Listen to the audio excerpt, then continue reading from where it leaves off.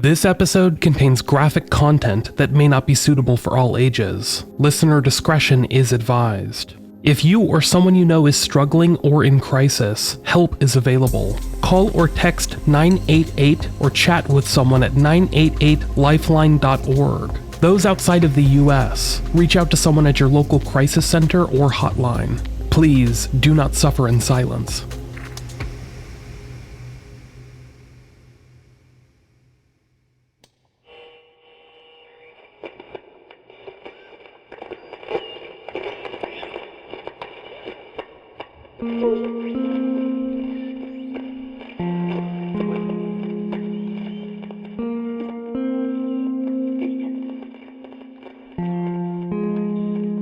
Springfield, Missouri, known as the Queen City of the Ozarks, is the third most populous city in the state of Missouri, located roughly halfway between St. Louis and Tulsa, Oklahoma.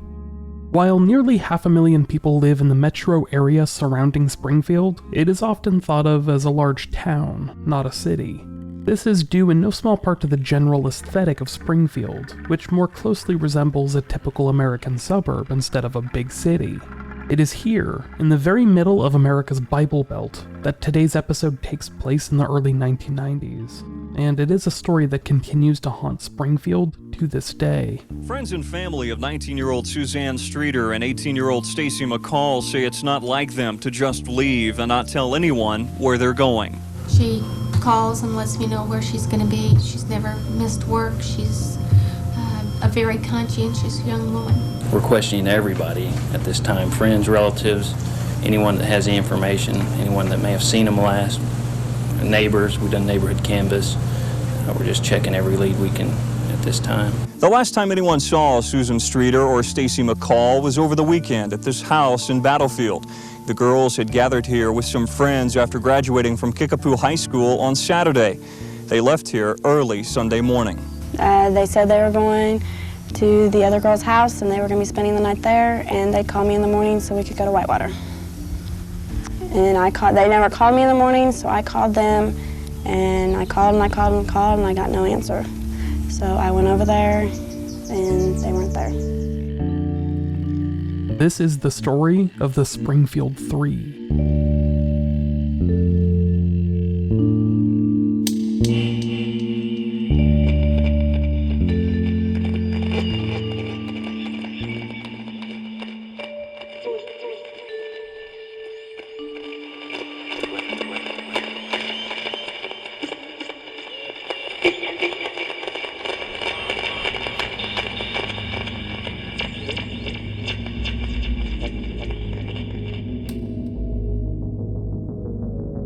The women who have become known over time as the Springfield Three were just women that, decades ago, were in different stages in life. One of them had time to live decades of her life, and was beginning to settle down into a quiet middle age. The other two were just beginning their ascent into adulthood, and were preparing to go their separate ways, one hoping to begin college, the other heading straight into a potential career. Sadly, none of them would get a chance to fulfill their short-term or long-term ambitions.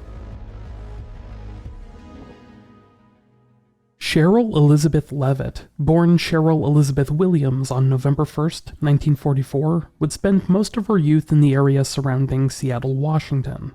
It was there that she met her first husband, Brent Streeter, and the two began having children in the mid-1960s. First came their son, Bart, who was followed a handful of years later in 1973 by a daughter named Suzanne. Suzanne, born on March 9, 1973, was born with a small cosmetic birth defect on her chin.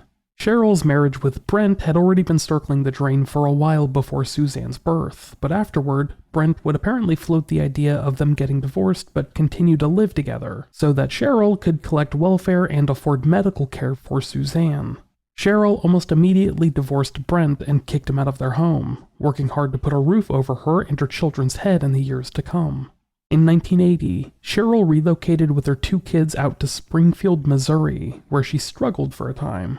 She worked random jobs in order to simply make rent, but eventually began a career as a cosmetologist and beautician. She would remarry in the 1980s to a man named Don Levitt, from whom she would take on the surname Levitt.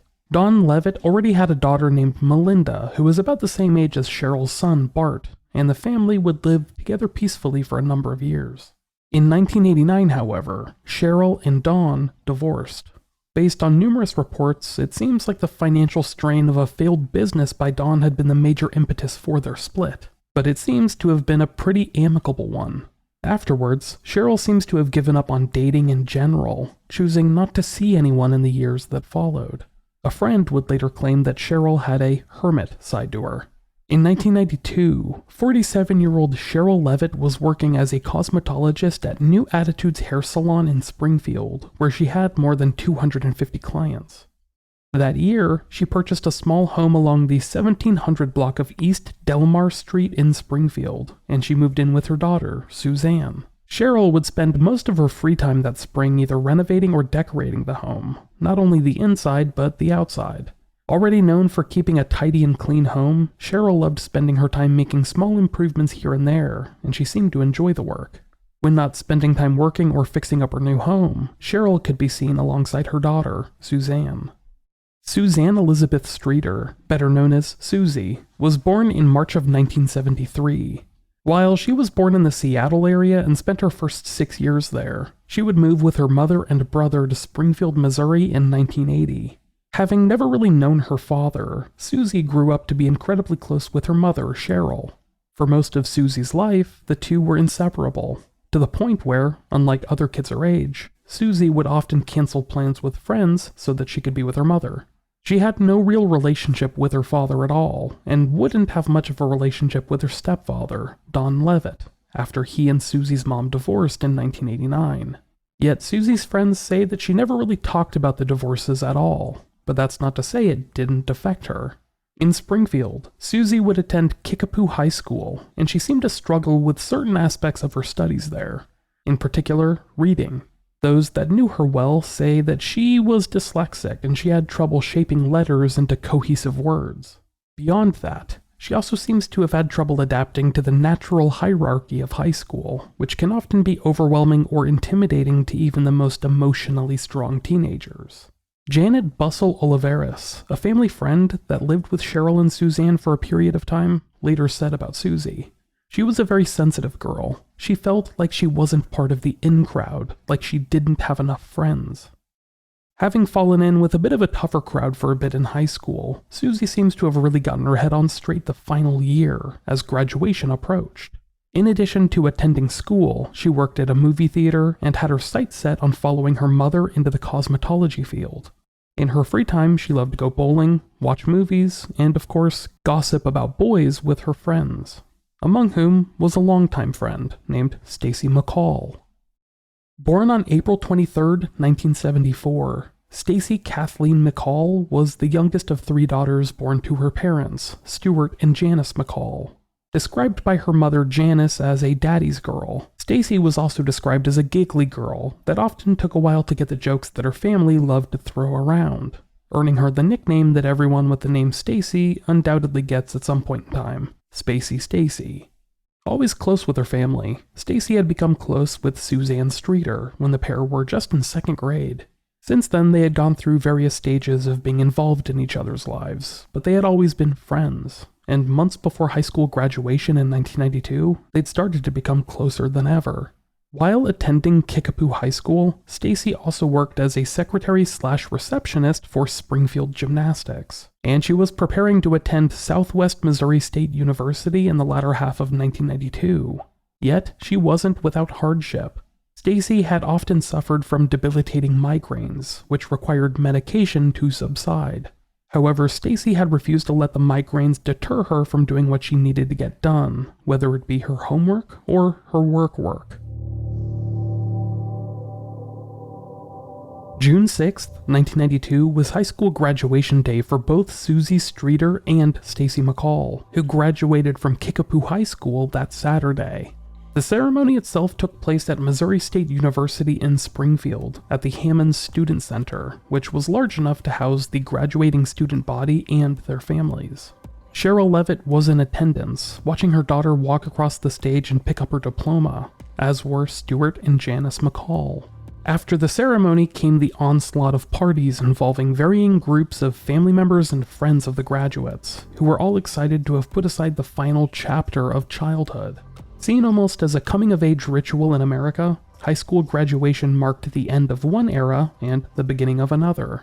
And it was no different for Suzie and Stacy that Saturday afternoon, with the graduation ceremony ending at around 6 p.m.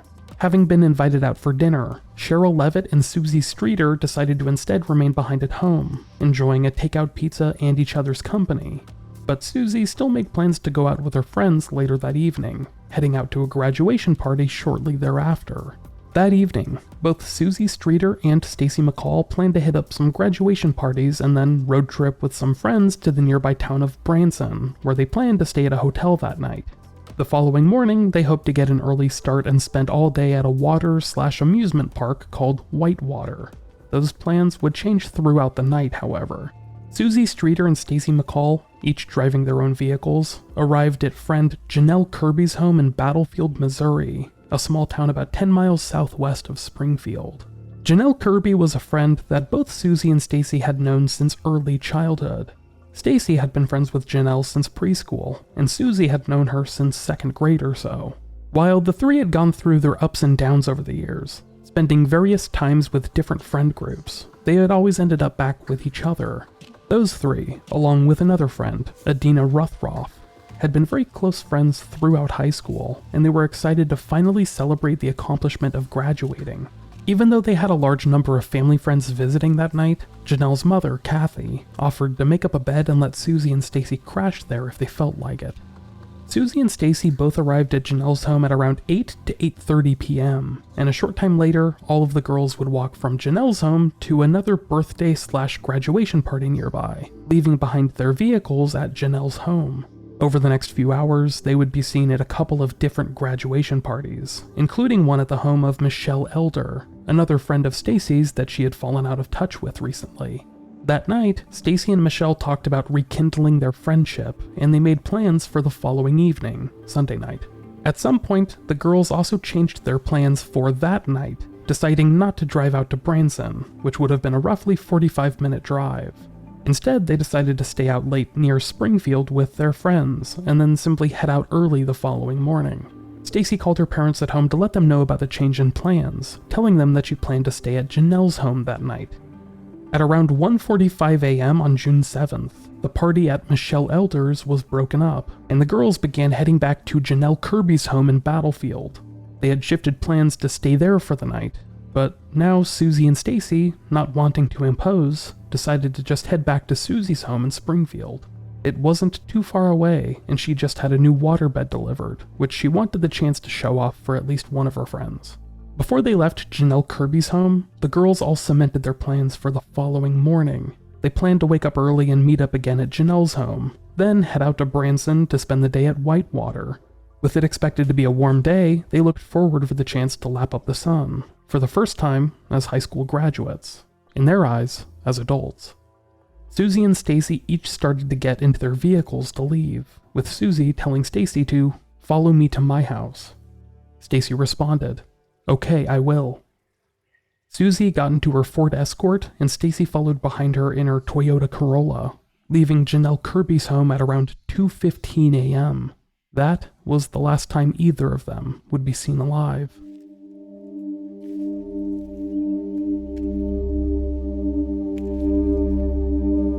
Back at Suzie's home, Sherrill Levitt had last been heard from a few hours beforehand. After Suzie had left for the night, Sherrill seems to have set her sights on some home renovations, fixing up an old dresser. When people came into the home the following day, they claim it still smelled like varnish. A friend spoke with Sherrill on the phone at around 9:45 that evening, and at that time Sherrill was working on the dresser, and she talked about painting and varnishing an armoire in her bedroom. She likely worked on that for a bit, but then eventually began winding down for the night, crawling into bed at some point. Suzie had previously made plans to go stay with some friends in Branson, and it doesn't seem like she made a call home to let her mom know about the change in plans. So when Sherrill went to bed, she likely had no idea that Suzie would be coming back that night, let alone with a friend. It seems like Suzie and Stacy got in, likely arriving at Sherrill's home on 1717 East Delmar Street at around 2:30 a.m. But whatever happened in this vital time period remains a complete mystery to this day. More after the break.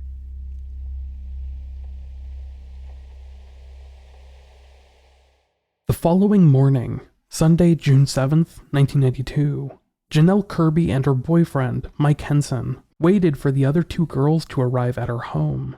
They had all made plans hours earlier to meet up at Janelle's and then drive down to Branson to spend the day at the Whitewater theme park. Janelle started calling Suzie at around 7:30 to 8 a.m. and would call sporadically over the next few hours. Yet, there was no response at the Levitt Streeter residence. It was as if the girls had already left. Yet hours would begin to pass and they failed to materialize at Janelle's home. She likely began to worry that she had been left behind.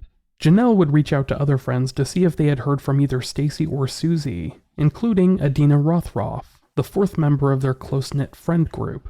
Adina, who had similarly not heard from either of them, would later recall to the Springfield News leader, "I started getting worried because Stacy, she's so responsible, and so is Suzie.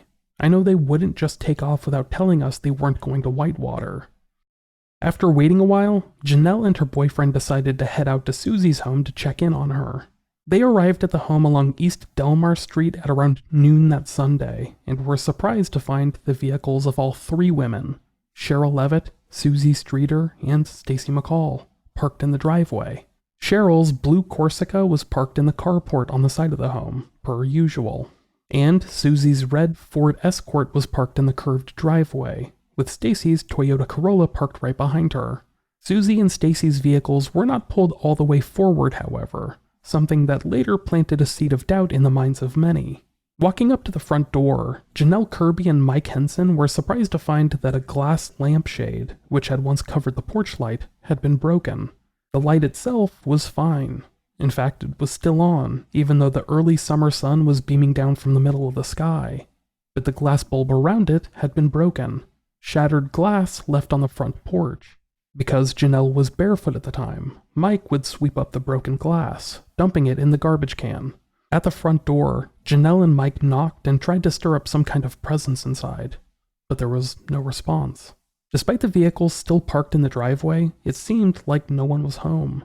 They would even peer around into the backyard, hoping that Suzie and Stacy might have been sunbathing outside, but similarly found no one back there.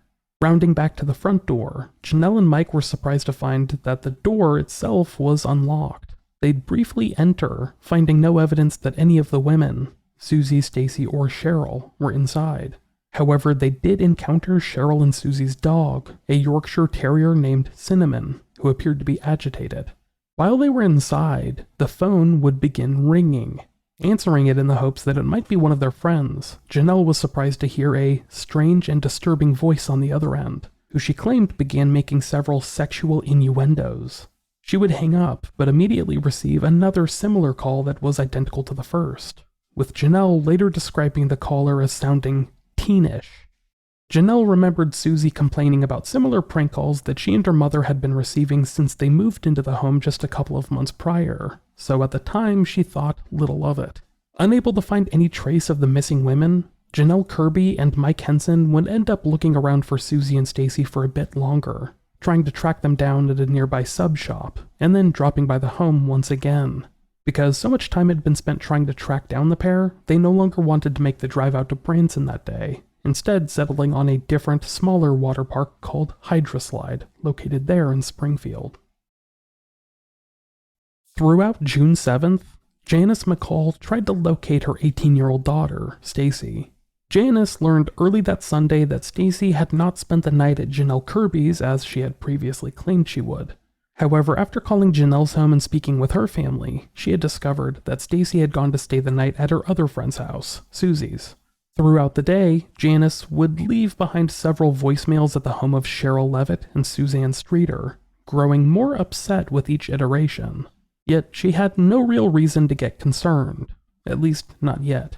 She knew that Stacy and Suzie had been planning to drive out to Branson to visit a water park, and while she was upset that Stacy had not informed her of the change of plans, she knew that this was something she was going to have to get used to, with Stacy now being a high school graduate.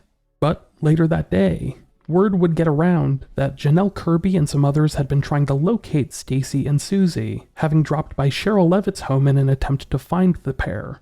When she learned that Stacy's and Suzie's cars had been parked in front of the house all day long, Janice began to grow alarmed. Hours after Janelle Kirby and her boyfriend had first dropped by the home, Janice McCall would arrive at 1717 East Delmar Street with her 2 other daughters in tow. At around 7 p.m., Janice pulled up to the home and, like Janelle hours earlier, was surprised to find the front door unlocked. As soon as she stepped inside, she later recounted, the family dog Cinnamon came barreling toward her, still in a state of agitation and/or upset. Looking around the home, Janice was unable to find any sign of her missing daughter Stacy, nor of her friend Suzie or Suzie's mother, Sherrill. But what she found was even stranger.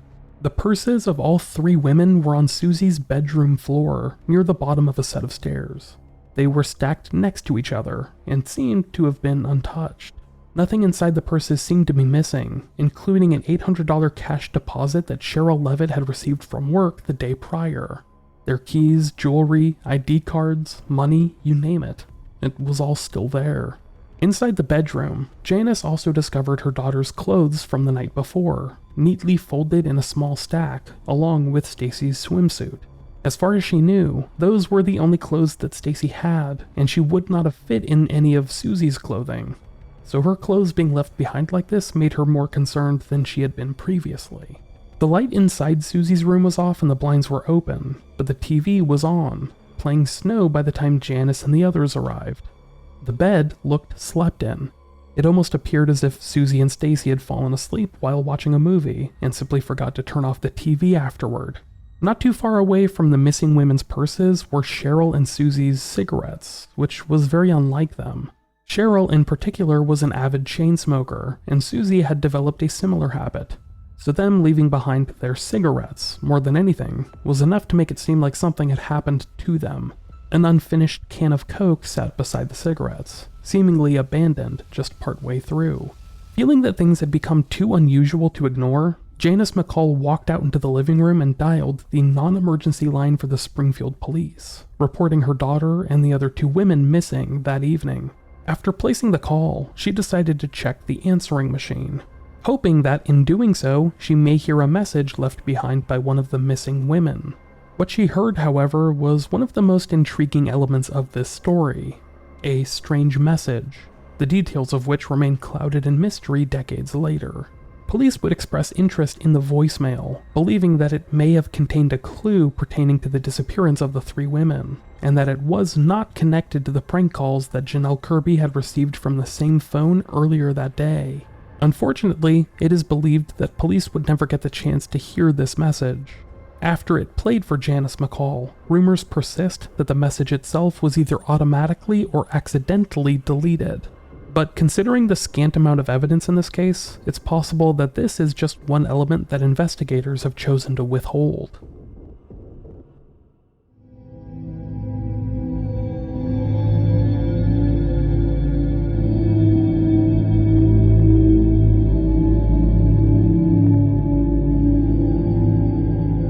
Springfield police were notified of the strange disappearance of Sherrill Levitt, Suzanne Streeter, and Stacy McCall at around 9 p.m. on Sunday, June 7, 1992, nearly an entire day after anyone had seen or heard from them. In the time that had passed, Sherrill and Suzie's home along East Delmar Street had been visited by worried family members and friends, not just limited to Janice McCall and Janelle Kirby. Others had dropped by, checking in on the missing women, and by the time police arrived at the home, they estimated that anywhere between 10 to 20 people had been inside what they described as a potential crime scene, contaminating whatever evidence may have been left behind. This included the broken glass on the front porch, which Janelle Kirby and Mike Henson had swept up earlier that day, June 7th. While the light bulb itself was undamaged, the broken glass surrounding it was maybe the most remarkable piece of evidence at the scene, and the only sign of a struggle of any sort taking place. It being swept up and disposed of was a huge loss to investigators, who already felt like they were on the back foot as they arrived at the Delmar residence. One of the only other elements of the scene that looked out of place was an awkwardly bent window blind in Sherrill Levitt's bedroom, which was left 1/4 of the way up, making it look as if someone had been peering outside. Her bed looked slept in, so the blind being slightly askew indicated that something unusual had happened while she slept, or perhaps right after she woke up, but what that was, investigators could only speculate on. Sherrill's bedroom, which was normally kept neat and tidy, was left in an abject mess by the time authorities arrived at the scene. This was described as being very unusual, with Sherrill's former stepdaughter, Melinda Unger, telling reporters, "That's not my mom. Oh my gosh, I mean a pair of sandals, if she had been working in the yard, would sit up on the back step for maybe a day. She definitely hung up her clothes." Family members and friends would tell police about other strange deviations at the crime scene, including Nigel Kenny, a co-worker of Suzie's at the movie theater, who had become close friends with her in recent months. She described Suzie as a creature of habit that would park in the same spot in the home's driveway every day, but her car was not parked there as it should have been. This led to the belief that someone else may have been parked in her spot at the time Suzie and Stacy arrived at the home early on the morning of June 7th. There was also the discrepancy involving the cigarettes. Sherrill and Suzie both smoked constantly, and their cigarettes remaining at the scene was striking to everyone that knew them, more so than even their purses.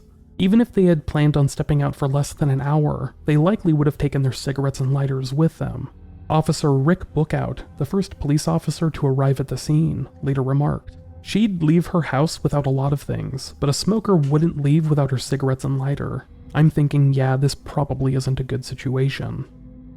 But the thing that was most odd to the police officers at the scene is that none of the women's belongings were missing. Their purses, keys, jewelry, money, and vehicles were still at the scene, as was Sherrill and Suzie's dog, Cinnamon. Even Stacy McCall's migraine medication was still there, medication that she needed daily to keep herself from being in debilitating pain. The only thing that seemed to be missing was them. Police were unable to find any sign of forced entry on any of the doors or windows, and the beds appeared to have been slept in. Whatever had happened on the morning of June 7th, it seems like Suzie and Stacy had made it back home, as Suzie's bed appeared to have been slept in, and there were some makeup wipes left behind, indicating that both Suzie and Stacy had cleaned themselves up and then settled into bed that morning. But whatever happened to them had likely happened by 8 a.m., when Janelle Kirby began calling the Delmar residence, receiving no response. Police would later begin to analyze the content of the phone calls received by Janelle Kirby after she arrived at the home around midday, which she had described as strange and disturbing. Apparently, the family had been receiving similar calls since they moved in earlier that spring, so when Janelle Kirby received those calls, she did not think much of it. Yet authorities, describing the calls as obscene, wondered if there was a link between them and the strange disappearance that they were now investigating. David Asher of the Springfield Police Department, the lead investigator on the case for many of those early months, later stated, "The individual would not identify himself. They were using the F word and several other words and she just hung up the phone." Surprisingly, a canvass of the area was unable to come up with anything definitive. None of the neighbors had heard or seen anything out of the ordinary. No screams, no shouting, no sounds of violence. Nothing. Similarly, a newspaper carrier that came by during the vital unexplained time frame, 2:30 to 7:30 a.m., saw and heard nothing strange. Sergeant Mark Webb of the Springfield Police Department would later state, "It's the strangest thing I've ever seen in my years with the department." Captain Tony Glenn would tell the Springfield News Leader years later, "The only thing unusual about this house was that 3 women were missing from it. You had this feeling as you looked around that something was missing, that something had to be missing, but there wasn't. Just them." We're gonna pause just one more time, but we will be back in just a moment.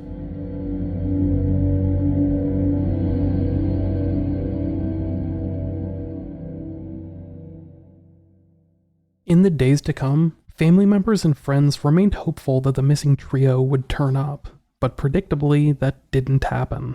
Sherrill Levitt missed a doctor's appointment scheduled for Monday, June 8th. That same day, Stacy McCall failed to show up for her job, something she had never done before. Suzie Streeter, scheduled to work on Tuesday, June 9th, was also a no-show. Authorities pushed information about the missing 3, hoping that doing so would spark a memory in someone's mind. Sherrill, 47 years old at the time, stood about 5 feet tall and weighed around 110 pounds, with brown eyes, blonde collar-length wavy hair, a thin build, and had last been seen wearing a flowered dress. Suzie, 19 years old, stood around 5 feet 5 inches tall and weighed around 102 pounds, with brown eyes, straight blonde hair, a birthmark on her right chin, and was last seen in blue jeans, a white t-shirt, and pink shoes. Stacy, 18 years old, was about 5 foot 3 inches tall and weighed around 120 pounds, had blue eyes and straight blonde hair that went just below her shoulders, and was last seen wearing flowered shorts, a yellow t-shirt, and brown sandals. In the days ahead, authorities continued to hope that they would make a break in the case, but they would also continue to couch their comments in vague uncertainties. Meanwhile, the women's family and friends continued to grow more worried with each passing day that something terrible had happened to them. Adina Rothroff, friend of both Suzie and Stacy's, told the Springfield News Leader, "I'm scared to death about what's going on. The longer they're gone, the more negative comes out. I'm scared someone broke in and got them. I just hope to God nobody hurts them." Investigators struggled to determine a potential motive for the disappearance of the 3 women from Springfield, Missouri, but struggled to come up with anything that sounded feasible. None of them had any known enemies or anything of the sort, and there wasn't a pre-existing reason for anyone to want to have done them harm. Sadly, because they were all women, the notion that this crime may have been spontaneous and/or driven by some sexual motive did not elude investigators. But in the absence of any evidence of a struggle taking place, they had to try and whittle away at any possibilities pertaining to a potential motive. Anyone that may have threatened them before, anyone that had a grudge against them, anything at all. As police dug into the backstories of all 3 women, Sherrill Levitt, Suzanne Streeter, and Stacy McCall, they found nothing substantial. Of the 3, Sherrill was the one who had the most personal baggage, but that was due almost entirely to her age. As the mother of Suzie, Sherrill had been divorced twice, but had been in a state of no contact with both of her ex-husbands for years. She had not seen her first husband, Brent, in decades, and hadn't seen or heard from her second husband, Don Levitt, since they had split up in 1989. Colleagues say that she didn't even talk about them when prompted. It was as if she had tried her hardest to overwrite that part of her brain, instead choosing to internalize it or focus that attention elsewhere. Those that knew her, including Sherrill's other child, her 27-year-old son, Bart Streeter, would claim that none of them had spoken to his father, Brent, in decades. He also said that his stepfather, Don Levitt, had been essentially off the grid for a few years, ever since he and Sherrill had divorced. Apparently, Don's failed business had led to a lot of debt, and Sherrill ended up fielding a lot of calls from creditors looking for Don, but she had nothing to tell them. According to family friend Janet Bussell Oliveras, who lived with Sherrill and Suzanne for a bit after the divorce, Sherrill never let the divorce or the debt bring her down, with Janet telling reporters she wasn't bitter about it. Following their divorce, Don Levitt had been a hard man to get a hold of, but following Sherrill's disappearance, investigators were able to track him up to Seattle, where he had since remarried. In the time since the divorce in 1989, he claimed to have not seen or spoken to either Sherrill or Suzie. He also said that despite the financial woes, his split from Sherrill had been an amicable one. The two had reportedly just gone their separate ways, and most friends and family seemed to agree. Don Levitt may have been many things, but he wasn't a suspect in this case. Neither was, it seemed, Brent Streeter, Sherrill's first husband. Janet Bussell Oliveras, Sherrill's friend, believes that whoever was responsible for this disappearance was not familiar with Sherrill, insisting that she would not have been the primary target in any way. She told the Springfield News Leader about Sherrill. She was about as close to Mother Teresa as you could get. Whoever did this had to be someone who did not know her. No one had any kind of vendetta against her. For a time, investigators even entertained the ridiculous idea that all 3 women may have run away together, although they may have done so under the stipulation that this was simply a possibility they had to eliminate. And they seemed to have done so early on, with investigators ruling out the idea of all 3 running away that first week. By June 9th, 1992, 2 days after the women known as the Springfield Three had disappeared, the FBI had been brought in to assist with the case, helping Springfield detectives with some out-of-state leads that they were hoping to track down. Despite Springfield PD allocating almost all of their investigative resources on this single case, they were still struggling to go through the massive amount of information at their fingertips. Per Captain Tony Glenn, "I still wouldn't label it an abduction, but there's a strong indication a crime was committed. At this time, we still don't know what that is. The girls were popular, pretty, social girls at a big high school. They had a lot of friends. There were at least 100 people at each party the girls went to graduation night. Sherrill had over 250 clients. We're trying to interview every single one of all those people, plus anyone else who knows anything. That's a big job.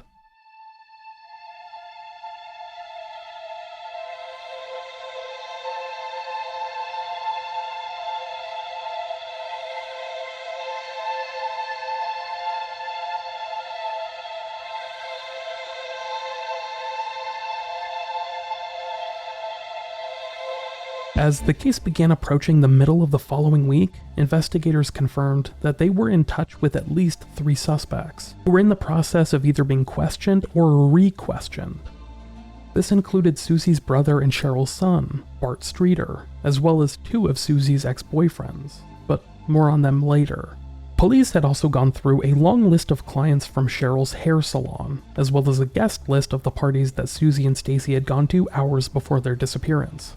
They would even question a young man who lived across the street from Sherrill and Suzie, whose 1991 red Chevy Cavalier was stolen on Monday evening, but it's not believed that there was any connection to this crime, just a strange coincidence.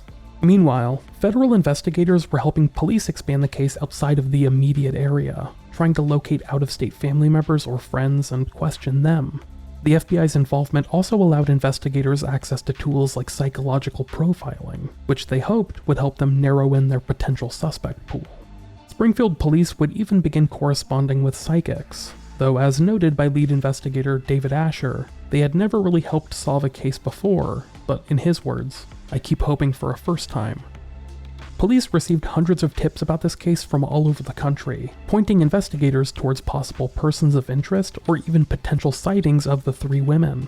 However, working 12-hour shifts for weeks, investigators would need to spend time exhaustively poring over every single tip in order to include it in their case file or exclude it from consideration. One of these tips included a claim that the bodies could be found in nearby Pearson Creek. None were. Another, a caller from New Jersey, claimed that she had seen Sherrill Levitt boarding an airplane. That seems to have gone nowhere. A pair of white shoes found abandoned on Missouri 14, south of Nixa, gave investigators hope that the women may have been there at some point, but that was never proven. Then there was a sealed map placed anonymously in a Springfield News Leader paper rack that led investigators to a northwest Springfield apartment complex, one of dozens that they would search along Boulevard Road, to no avail. Police would search through most nearby bodies of water for any sign of the women, including Lake Springfield and long stretches of the nearby James River, as well as some other small lakes. However, no trace of the Springfield 3 would be found there. Early on, authorities would seek information about a vehicle seen early on Sunday morning, June 7th, but they would not publicize what type of vehicle this was. Instead, they chose to withhold that information, believing that it might be pertinent to their investigation and help them exclude fake information. Lead investigator David Asher told the Springfield News Leader, "Someone saw a car in that neighborhood. You just don't drive through a neighborhood and not be seen." Authorities would also seek information about a potential prowler in the neighborhood, based on reports from the prior tenant of the home that Sherrill and Suzie lived in. That tenant claimed to have seen transients and what she called parking lot partiers quite frequently while living there, and even reported strangers walking up to and looking into her home. This included an incident where she claimed a dirty-looking old guy, again, her words, actually broke into her home, likely under the influence of drugs. While the last incident wasn't ever reported to police and thus could not be proven, some of the other claims were confirmed by other residents of the neighborhood, including a former police officer and assistant city manager for Springfield itself, Kurt Nagler, who lived at 1705 East Delmar Street. While he had trouble believing that any of the transient individuals seen around there could carry out the abduction, he did confirm that the area seemed to attract an unsavory bunch, telling the Springfield News Leader, "It was transients, not the type of person who was capable of abducting 3 people at once, not even 1, but much less 3. If you think about it, it takes some doing to get 3 people out of a house." In the weeks to come, police in Springfield would recruit the media to help them spread the word of the missing trio, with 48 Hours filming there within a week of the women's disappearance, and America's Most Wanted showing up soon thereafter. As word spread, and people learned more about the bizarre circumstances of this strange disappearance, a number of questionable individuals with personal links to this story or the city of Springfield would be explored as possible suspects. That's on the next episode of Unresolved.